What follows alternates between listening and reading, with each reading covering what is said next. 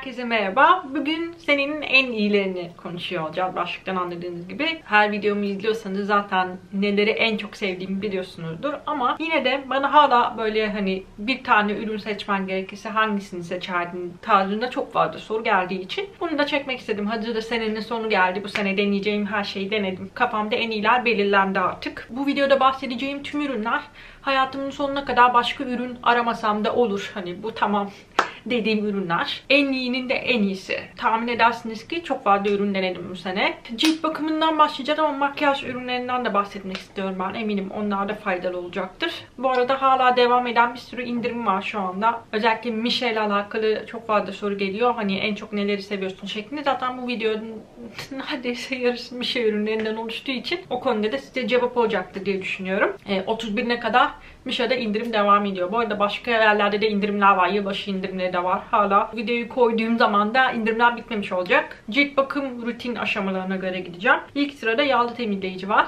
Tabii ki tahmin ediyorsunuzdur ne olduğunu söylememe gerek var mı? Ama Heymish'in All Clean Balm'ı benim en sevdiğim yağlı temizleyici. Birkaç farklı daha ürün denedim bu sene ama hiçbiri bunun yanından geçmiyor. Açık ve net yani. Bununla sadece yüzümü değil göz makyajımı da çıkartabiliyorum ben. Ben bunu cilt tipi fark etmek istedim. Kime önerdiysem gerçekten çok memnun kaldı. Hatta şöyle diyorum, ben bunu kullanmadan önce kesinlikle makyajımı falan çıkarmıyormuşum. Daha önce micellar suları kullanıyordum. Onlar bunun kadar iyi temizlemiyor diye düşünüyorum ben. Hem çok derinlemesine temizliyor hem de çok nazik bir ürün aynı zamanda. Son olarak uzun vadede bu ürünü kullanmanın da şöyle bir etkisi olduğunu düşünüyorum. Gözeneklerime kesinlikle çok ciddi etkisi var. Siyah nokta oluşumunu da engelliyor. Uzun vadede böyle bir etkisi de var diye düşünüyorum. Su bazlı temizleyiciye gelelim. Bu kategoride de çok fazla ürün denedim ama hala en favori ürünüm Cosrx'in Low pH Good Morning Gel Cleanser isimli ürünü. Bu aslında benim denediğim ilk sülfatsız ve düşük pH'li olan üründü. O yüzden farkı hemen hissettim zaten, cildimdeki değişikliği hissettim. Bundan 3 şişe bitirmişim bu sene ki bence çok şey anlatıyor bu, ki başka bir sürü daha ürün de denedim aslında. İçerisinde çay ağacı yağı var. O yüzden çok seviyorum ben bunu ama eğer çay ağacı yağını sevmiyorsanız o zaman bu ürün size göre olmayabilir, eğer çay ağacı yağını cildiniz sevmiyorsa. Asidik toniğe gelelim. İçerisinde %1'den az asit içeren tonikleri ben temizliğin son aşaması olarak kullanmayı seviyorum. Genelde akşamları kullanıyorum asidik tonikleri sadece. Yazın sabah akşam kullandığım da oluyor ama genelde yıl boyu sadece akşamları kullanıyorum. Bu sene çok fazla ürün denedim yine bu kategoriden. Ama en beğendiğim Misha'nın Clear Toner'ı oldu. Time Revolution serisinden. Hem çok nazik bir ürün hem de içerisinde benim sevdiğim fermente içerikler var. Hem cildi böyle çok iyi temizliyor hem de nemlendiriyor aynı zamanda. Tekrar alacağım bir ürün oldu. Ben hani daha iyisini bulur muyum diye bir sürü başka ürün de deniyorum ama şimdiye kadar kullandıklarımın hiçbiri bunun yanından geçmedi diyebilirim. Nemlendirici tonik. Benim özellikle kış aylarında kullanmayı çok sevdiğim bir aşama bu. Şimdiye kadar kullandığım en iyisi Hada Labo markasının Premium Gokujen Lotion diye geçiyor. Diğer kullandığım başka hiçbir nemlendirici tonik bunun yanından geçmiyor yani. Bu zaten böyle tonikle serum arası bir kıvamı var. Bundan zaten çok detaylı olarak kış aylarında cilt bakımı videomda bahsetmiştim. Orada duymuştunuz benden bu ürünü. Bunun özelliği içerisinde 5 farklı moleküler ağırlıkta hyaluronik asit içeriyor olması. Böylece cildin en alt katmanlarına kadar inip cildi gerçekten suya doyuruyor. Bu 5 farklı moleküler ağırlıkta hyaluronik asit içermesi olayı bayağı enteresan. Çünkü çok pahalı markalarda bile bulamadığınız bir içerik aslında. Bu içerisinde nano hyaluronik asit de varmış. Dediğim gibi çok pahalı serumlarda bile olmayan bir içerik bu. Gerçekten cildime çok etki ettiğini düşündüğüm bir ürün bu. Özellikle çok kuru havalarda kullanmayı seviyorum ben bunu. Tek sorun bu Türkiye'de satılmıyor. Ulaşması zor bir ürün ama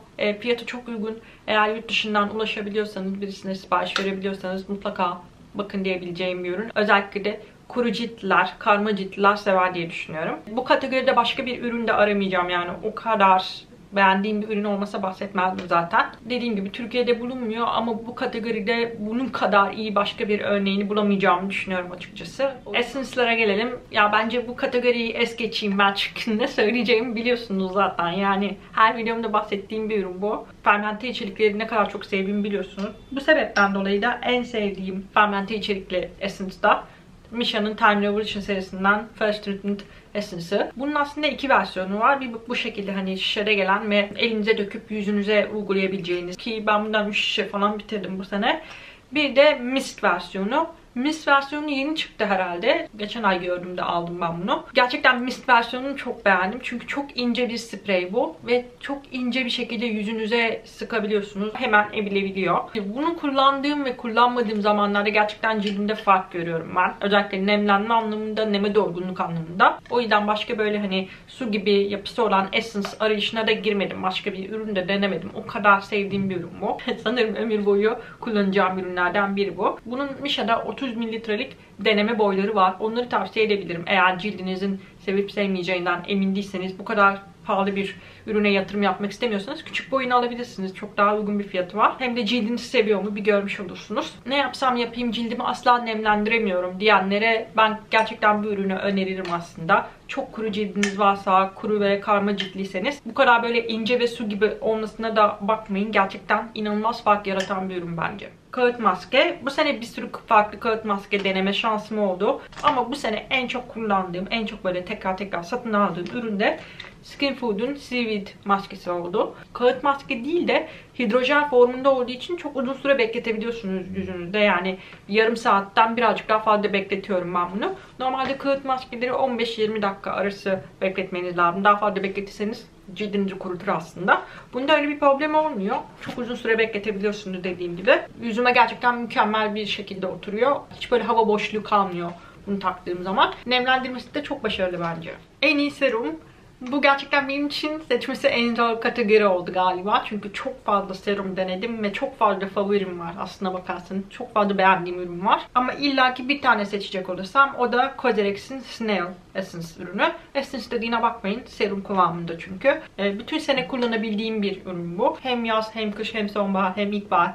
Her zaman kullanabiliyorum bunu. Cildim problemliyken de kullanabiliyorum. Kuruyken de, hassasken de her türlü duruma uyan bir serum bu aslında benim için. Cildimi iyileştirdiğini ve sakinleştirdiğini gözlemledim. Aynı zamanda anti-aging özelliği de var. Kanalda zaten birkaç kez bahsettiğim bir ürün. Bu ne kadar sevdiğimi de biliyorsunuz. Ama ufak bir uyarıda bulunayım. Salyangoz özü herkesin cildine uygun bir içerik değil. Bazı ciltler sevmeyebiliyor. Ufak böyle sivilcelenmeler yaşayabiliyor bazı insanlar. O sebepten dolayı alırken dikkatli olun. Test deneme şansınız varsa deneyin yani önceden. Benim şahsen bayılarak kullandığım bir ürün. Alternatifini aramıyorum. Yani bu içerikte bir alternatifi aramıyorum. Başka bir salyangoz özlü seruma bakmıyorum. Misha'da da var mesela ama hiç yani gözüm bundan başkasını görmüyor diyeyim. Özellikle cildim böyle çok irite olmuşsa, sivilcelerimde artış varsa, başka hiçbir serumdan emin olamadığım zaman ben bunu kullanıyorum. Benim acil durum kurtarıcım gibi bir şey yani. 100 mililitre olduğunu düşünürsek serum olarak bayağı bereketli bir ürün aslında. O yüzden fiyatını hak ettiğini düşünüyorum ben. En iyi nemlendirici. Bu da seçmesi benim için zor bir kategori oldu. Çünkü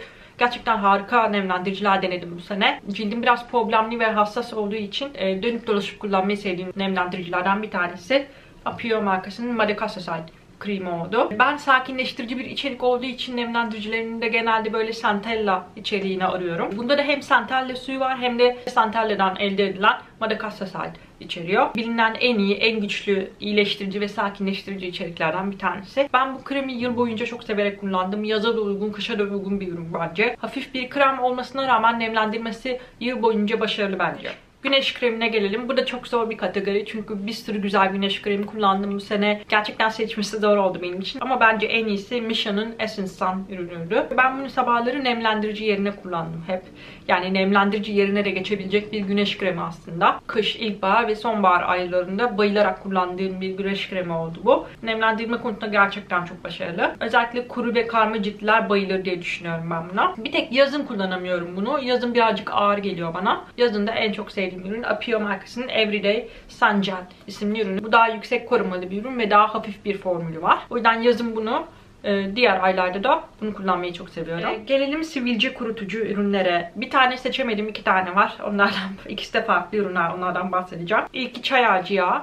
Bunu böyle sivilcem çıkacağını hissettiğim zaman sivilcelerimin üzerine sürdüm. %95 oranında sivilceleri engelliyor diyebilirim. Ama eğer sivilcem çıkarsa, beyaz başı görünürse de o zaman Cosrx'in akne patchlerini kullanıyorum. Ki bundan da defalarca kez bahsettim herhalde. Bunu nasıl kullanıyorum? Parmağıma bir damla damlatıp ondan sonra sivilcenin üzerine sürüyorum. Bu kadar. Geceden nemlendiricinin üzerine bu şekilde sabaha kadar kurutuyor zaten sivilceyi ama cildinizi kurutmuyor. Öyle bir güzel özelliği var. Çay ağacı yağını herkes sevmez bu arada. Her cilt sevmez daha doğrusu. O yüzden önceden bir kullanıp da cildinizin tepkisini görmenizde fayda var. Bazı ciltleri irite edebilir çünkü. Eğer sivilcem çıkarsa ve beyaz başı görünürse de acne pimple patchlerini kullanıyorum. Beyaz başının gözükmüş olması önemli, yoksa işe yaramıyor. Onu söyleyeyim. Beyaz başı görünmüş olan sivilcelerde kullanmanız gerekiyor. Bunu da rutinimin son aşaması olarak, yani nemlendiricimi sürdükten sonra bir kulak pamuğu alıyorum. Sivilcenin üzerini temizliyorum. Yoksa yapışmıyor.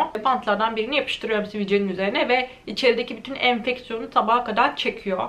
Gerçekten mucizevi bir ürün bence. Sabah o bölgenin iyileşmiş olduğunu görüyorsunuz. Ve sıkmanıza falan gerek kalmadan mükemmel bir şekilde çekiyor yani içerideki o enfeksiyonu. Şöyle söyleyeyim size. Ben mesela seyahate giderken eğer yanıma bunu ve çay ağacı yağını almadığım zaman panikliyorum. Çünkü bu ikisi benim gerçekten kurtarıcı ürünlerim. Yani sivilcelerle baş etme konusunda gerçekten çok güveniyorum bu ikisine. Akne patchlerinden kaç tane bitirdim bilmiyorum yani. 5-6 paket falan bitirmişimdir herhalde. En iyi dudak kremine gelelim. Bunu da bence biliyorsunuz, tahmin ediyorsunuz ne olduğunu. Laneige markasının Lip Sleeping Mask. Bu vanilyalı versiyon olan, ki en sevdiğim versiyon da bu. Bir sürü farklı aromada olanı var. Ama en sevdiğim vanilyalı olan. Kullandığım en iyi dudak ürünü diyebilirim bunu açık ara. En iyisi yani. Başka alternatif arar mıyım bundan sonra? Çok zor. Bunu gerçekten çok seviyorum. Gece bunu sürdüğünüzde dudağınızın üzerinde mükemmel bir bariyer oluşturuyor. Sabaha kadar da kremin dudağınızdan silinmemiş olduğunu görüyorsunuz. Ki iyi bir şey aslında. İyi bir bariyer oluşturuyor demek ve bu şekilde nemin kaybını engelliyor aslında. Ve iyi bir şekilde nemlendirebiliyor aynı zamanda. Gerçekten en kuru, en çatlak dudakları bile dize getirdiğini düşünüyorum. Kışın özellikle benim dudaklarım çok kötü durumda oluyor. Çok kötü bir şekilde çatlıyor. O yüzden bunu kullanırsam eğer bu problem çözülüyor. Ama kullanmazsam, böyle 1-2 gün kullanmazsam hemen dudaklarım tekrar çatlamaya devam ediyor. O yüzden gerçekten fark gördüğüm bir ürün olduğu için bahsediyorum. Bu arada orman meyveli olan versiyonunu da arınızdan birine hediye ediyorum. Instagram'da çekilişim var. İlginizi çekerse Instagram hesabıma bakabilirsiniz. En iyi uyku maskesi. Bu da eminim biliyorsunuz bunu. Yine kanalda 2 tane videomda bahsettim çünkü. Laneige markasının Water Sleeping Mask isimli ürünü. Bu gerçekten hani anlata bitiremeyeceğim bu ürün. Bence yapılmış en iyi uyku maskelerinden bir tanesi. Gece boyunca nem kaybını engellemek adına bir bariyer oluşturuyor cildinizin üzerinde ve içerisinde iyonize edilmiş mineraller var. Bu şekilde aslında cildin kendi içerisindeki nemlendirici faktörlerini de besliyor. Bu şekilde çok uzun süre cildinizi nemli tutmayı hedefliyor. Yani 8 saat kadar nemli tutabildiğini söylemiş. Ki doğru bu arada. Sabah kalktığımda cildim gerçekten pamuk gibi oluyor. Bunu kullanmaya kesinlikle kıyamıyorum. Yani bitmesini istemediğim için. Bu kadar iyisini de kullanmadım. Ki bir sürü farklı uyku maskesi var elimde. Hemen sayıyorum kaç tane denemişim diye. 1, 2, 3, 4. Elimde 4 farklı daha ürün var. Hepsi de iyi ürünler aslında ama hiçbiri bunun yanından geçemiyor diyebilirim. En iyi asit ürünü. Yani tabii çok fazla asit ürünü var kullanmayı sevdiğim. Kanalda da bahsediyorum detaylı olarak. C vitamini, BHA, EHA, azelaic asit, bunların hepsini kullanıyorum ben. Ama sanırım aralarından en sevdiğim diyebileceğim ürün The Ordinary markasının azelaic asit ürünü. Bunu da eminim tahmin etmişsinizdir. Bu silikon bazlı bir ürün. O yüzden ben bunu nemlendiriciden de sonra uyguluyorum genelde. Ya da bazen nemlendirici yerine de uyguladığım olabiliyor. Silikon bazlı olduğu için belki herkes sevmeyebilir. Silikon aslında komedojenik bir içerik değil ama bazı ciltler sevmeyebilir tabii ki. Her içerikte olduğu gibi. Azelaic asit gerçekten birçok cilt tipine uygun olabilecek bir asit aslında. Hassas ciltlere de öneriliyor. Azelaic asitin aslında rozayı tedavi edici özelliği var. Benim en sevdiğim özelliği azelaic asit güneşe karşı hassasiyet yaratmıyor ve hem EHA hem de BHA gibi bir etki gösteriyor ciltte. Yani hem gözeneklerinizi temizliyor hem de yüzeyde böyle cildi ölü derilerden arındırıyor aslında. Yani her şeyi birden yapan bir asit aslında bu. O yüzden en sevdiğim asit ürünlerinden biri bu. Şöyle söyleyeyim size, aslında asitler irite edici olarak bilinirler ama sabaha böyle cildim sakinleşmiş olarak kalkıyorum bunu sürersem. O sebepten dolayı en sevdiğim asit ürünü bu. Başka da azelaic asit ürünü aramıyorum. Bittikçe bunu satın alıyorum. Bu da 3. şişem falan. Göz kremi favorimi soranlarınız da olacaktı. Yani bir tane göz kremi seçmem gerekirse hangisini seçerdim? Benton'un Fermentation Cream en sevdiğim göz kremi benim. Bundan 2 tane bitirmişim bu sene. Bunun içerisinde çok sevdiğim fermente içerikler var. Aynı zamanda hem sabah hem akşam çok rahat bir şekilde kullanabilirsiniz. Göz altlarınızı tüm gün boyunca nemli tutuyor. Yapısı biraz kalın ve kıvamlı gibi dursa da parmaklarınızın arasında eritip o şekilde uygulayabilirsiniz. Hem nemlendirme özelliği var hem de anti-aging özelliği var. O yüzden en sevdiğim göz kremi de bu. Şimdi artık makyaj ürünlerine geçelim. Hızlı hızlı ilerleyeceğim çünkü video gerçekten çok uzun oldu. Şimdiden bu kadar uzun video kim izler gerçekten bilmiyorum ama arada böyle uzun video isteyenleriniz de oluyor. O yüzden devam edelim. En iyi primer. Aslında bu üründen de bahsettim. Klavui markasının White Pastration Ideal Backstage kremi diye geçiyor. Bu hem nemlendirici hem güneş kremi hem de primer görevi gören bir ürün aslında. Yani üçü bir arada bir ürün. Aslında kışın ben nemlendirici ve güneş kremi değil sadece bunu sürüyorum mesela sabahları. Gerçekten harika bir şekilde nemlendiriyor. İçerisinde enteresan pigmentler de var sanırım. O yüzden cildinize böyle filtre oturmuş gibi oluyor. Yani makyaj yapmadan da cildim hiç fena gözükmüyor bunu sürdüğüm zaman. Özellikle kış aylarında İlkbahar, sonbahara da uygun olabileceğini düşündüğüm bir ürün bu. En iyi baz ürününe gelelim. Yani fondöten demiyorum çünkü ben fondöten kullanmıyorum günlük hayatta. BB krem, CC krem veya Cushion gibi ürünleri tercih ediyorum. Bu sene yani ondan fazla ürün denemişimdir herhalde. Ama en beğendiğim ürün hala değişmedi. En başından beri aynı. O da Erbori'nin CC kremi. Bundan herhalde 2 tüp falan bitirmişim. Bu nasıl bir formülasyonsa gerçekten tebrik etmek istiyorum kendisini. Bunu kim yaptıysa. Bunu her sürdüğümde cildin yapısının nasıl bu kadar doğal ama pürüzsüz gösterdiğine hayran kalıyorum. Bunun sadece 3 rengi var. Renk skalası gerçekten çok kısıtlı. Bende en açık rengi var. Clair rengi. O bile bana birazcık koyu kalıyor. O yüzden bir şeylerle karıştırmam gerekebiliyor. Renk skalası gerçekten çok zayıf. O yüzden birçok kişi kendine uygun rengi bulamayacaktır diye düşünüyorum ama yapısı o kadar güzel ki bir şeylerle karıştırıp belki cildinize uygun bir hale getirebilirsiniz. Bir diğer sorun da fiyatı bence. Ben bunu geçen sene ilk aldığımda Sephora, Türkiye'deki Sephora'dan 120 liraya almıştım. Şu anki fiyatı 420 lira. Gerçekten bu fiyat politikasını anlamak imkansız. Yani çok sinir bozucu bir durum. Ben o yüzden yurt dışı seyahatlerimde alıyorum. Yarı fiyatına geliyor. En iyi kapatıcı. Açıkçası bu sene güzel kapatıcılar denedim ben. Ama bir tane favori seçecek olursam o da Catrice'in Liquid Kamuflajı olurdu. Hem göz altlarına hem de sivilcelere kullanabileceğiniz ender ürünlerden bir tanesi bence. Fırçayla da uygulasanız oluyor. Süngerle de uygulasanız oluyor. Parmakla da uygulasanız oluyor. Her türlü çok rahat bir şekilde uygulayabiliyorsunuz. Çok kalıcı ve kapatıcı bence ama çok ince bir yapısı olduğu için de ciltle çok güzel bütünleşiyor. O yüzden hani böyle kalın kalın durmuyor ciltte. En iyi allık. Bu da benim için zor bir karar çünkü sevdiğim çok fazla allık var. Allık delisiyim yani ben. Bir tane krem, bir tane de toz formunda bir allık seçeyim madem öyle. En beğendiğim krem aldık Misha'nın Moist Tension krem aldıkları oldu. Böyle tension formunda. İçinde şu şekilde ürün var. Cushion'ıyla batırıp bu şekilde uygulayabiliyorsunuz. Ben gerçekten ciltle bu kadar güzel bütünleşen kremallık uzun zamandır denememiştim. Kremallıktan korkuyorsanız, hani dalga dalga duracağından vesaire korkuyorsanız bir ürüne bir şans verebilirsiniz gerçekten ve çok güzel renkleri var. Harika renkleri var. Diğer renklerine de bakacağım yani. Bir diğer aldıkta H&M'in aldıkları oldu. Bende 3 tane H&M aldığı var. Ben bayağı beğeniyorum aslında bu aldıkları. Çok ince yapılı ve az pigmentli ürünler ki ben öyle aldıkları seviyorum ya, böyle çok aşırı pigmentli allık kullanmayı sevmiyorum. Dağıtması daha zor geliyor ona. Güzel bir şekilde de dağılıyorlar. Yani yanaklarınıza pudra sürmeseniz de gayet güzel bir şekilde dağılıyorlar. Ve uygun fiyatlı ürünler yani bakılabilir kesinlikle. En iyi bronzer. Bronzer benim için zor bir ürün. Çünkü çoğu bronzer benim cildime ya fazla sıcak ya da fazla turuncu kalıyor. Ama bu sene yeni bir keşfim oldu ve bana bronzer kullanmayı sevdi diyebilirim. O da Becca'nın Sunlit bronzer oldu. Bu bendeki Bali Sands rengi. Hafif soğuk bir rengi var. Daha böyle soğuk alt tonlu bir bronzer bu. Ben bunu Sephora indiriminde yarı fiyatına almıştım. Gerçekten bittikçe tekrar alacağım ürünlerden bir tanesi bu. Hafif böyle ışıltılı gözüküyor ama yüzde ışıltısı belli olmuyor diyebilirim. Şu anda yüzümde bu var bu arada. Ciltte bitişim mat olarak duruyor. Çok ince yapılı ve çok kolay dağılıyor yüzde. O yüzden çok severek kullanıyorum. En iyi kontür. Bu sene o kadar kullanmadım kontür ürünlerini ama son zamanlarda bir keşfim oldu ve çok severek kullandım. O da Misha'nın kontür ürünü aslında. Gördüğünüz gibi bayağı soğuk bir rengi var. O yüzden böyle ciltte gerçekten gölge gibi duruyor. Yüzümde çok az bir miktar bundan da var. Cildinizin kendi gölgesi gibi duruyor. Yapısı da çok ince. Aynı Becca'nınki gibi. Bir şans verebilirsiniz derim. En iyi aydınlatıcıya gelelim.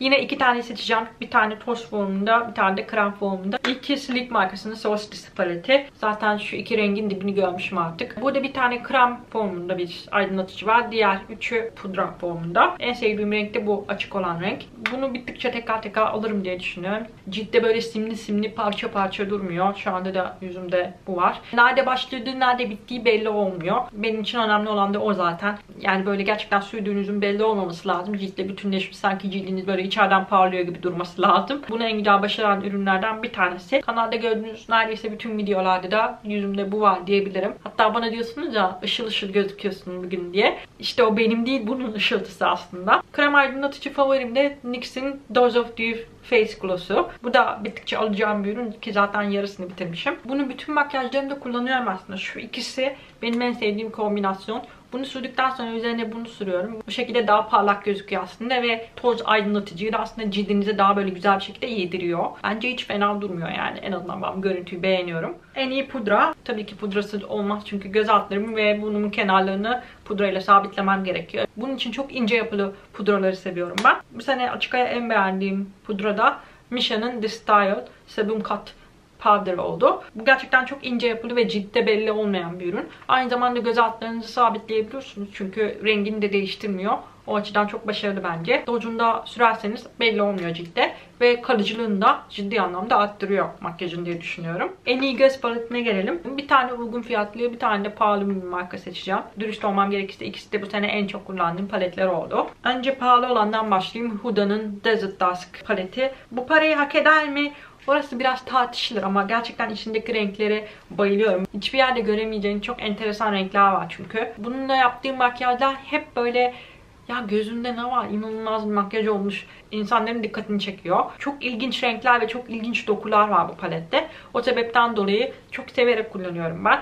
Dediğim gibi fiyatını hak eder mi? Orası çok tartışmalı bir konu. Ama elimde 2 tane daha pahalı palet var. Onlara kıyasla en çok bunu kullandım. En sevdiğim uygun fiyatlı palette I Heart Makeup'ın Chocolate Rose Gold paleti oldu. Renkleri biraz kızıla kaçıyor, farkındayım ama gerçekten bence paletteki farların yapısı çok güzel. Özellikle simli olanların yapısı muazzam bence. Başka hiçbir uygun fiyatlı markada rastlamadığım bir kalitede, özellikle simli olanlardan bahsediyorum. O yüzden gözüm kapalı tavsiye edebilirim. İndirimlerde de çok uygun fiyata yakalayabilirsiniz diye düşünüyorum. En iyi eyeliner. Bunu Japonya seyahatimde almıştım. Hatta kanalda da Kore ve Japon ürünleriyle makyaj yapıyorum. Videomda da bahsetmiştim bu üründen. Flow Fusion'in Mote Liner'ı. Gerçekten övüldüğü kadar varmış. Yani waterproof yazmıyor ama bence gerçekten suya dayanıklı bir ürün. Gözün böyle en içlerine kadar girseniz akmıyor. Kuyruğu günü sonuna kadar asla bozulmuyor. Çok ince bir ucu var. O yüzden çok rahat bir şekilde çekebiliyorsunuz eyeliner'ı. Bittikçe tekrar alacağım bir ürün oldu. Evet, bulması zor ama bir şekilde yurt dışı seyahatinde alacağım veya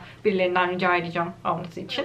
En iyi maskara da The Balm'ın maskarası oldu benim için bu sene. 4 farklı maskara denemişim. Aralarından en beğendiğim bu oldu. Çünkü hem topaklanmıyor hem de kat kat sürerek böyle takma kirpik etkisini de alabiliyorsunuz. İstiyorsanız çok doğal bir kirpik ya da daha böyle takma kirpik etkisi yaratabiliyorsunuz. Hatta şimdi indirimi bekliyorum. Ben de alacağım yani indirime girdiğinde. En iyi ruja gelelim. Benim en sevdiğim makyaj ürünü ruj. O yüzden bir tane seçemedim ama 5 tane favorimi seçtim bu sene için.